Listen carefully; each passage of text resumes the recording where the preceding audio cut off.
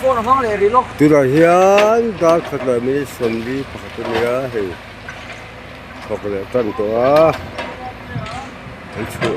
chu an chei khaman nan tan le to a an lai char char le si do ni pakhat an lai anga ti hian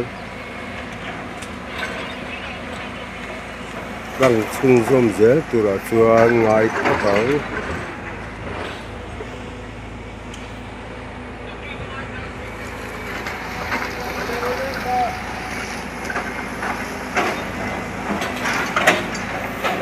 rồi là sẽ tập được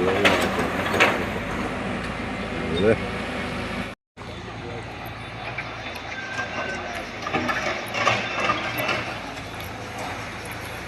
Chúng ta sẽ con ngọc bí sĩ à, để chúng ta chỉ phần những khối á, con em biết cả con thấy tất cả gì, em cũng nên học thì tất cả.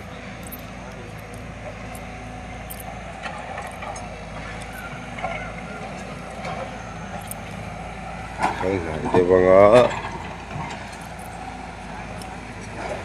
Nó là một số phần của người khởi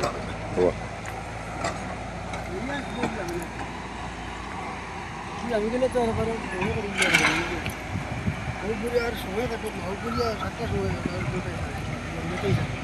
Dal di dar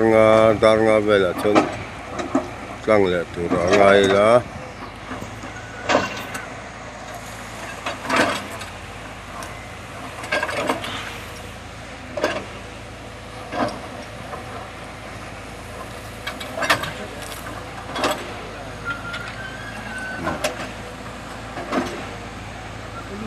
thế là hiện tại đã thum lại mình xong về liền á mình vùng rong kia hẳn thiên phải là chuan dar nga về bora chuan phải dùng hơn mày